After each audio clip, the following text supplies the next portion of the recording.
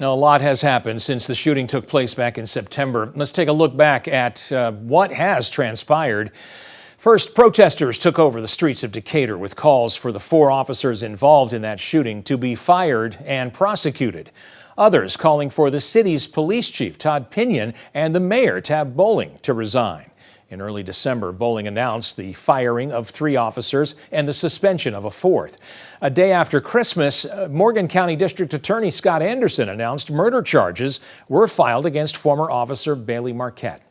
We have been at the courthouse all day ahead of and during this hearing process. WAAY 31 reporter Paige Meyer joins us live now outside the Morgan County Courthouse. Paige, that hearing's still going on behind you.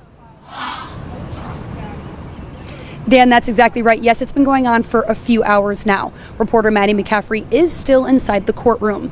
Now, the judge actually told everybody to turn off their phones during the hearing, but she did manage to give us an update during one of the breaks. She says a few people have testified so far, 2 of them being Aaliyah investigator Jamie King and Decatur Police Chief Todd Pinion. She says that both claimed they did not release the Aaliyah body camera video, nor do they know who did.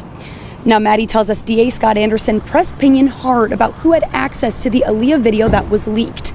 Todd Pinion claimed it was lieutenants, but Jacob Ladner, Mayor Bowling, and Carlton McMasters all had access to the video. Now, some others who have testified so far are James Marquette, Bailey's father, Lieutenant Joe Renshaw, Aaliyah agents Denny Smith, and Captain Rick Archer.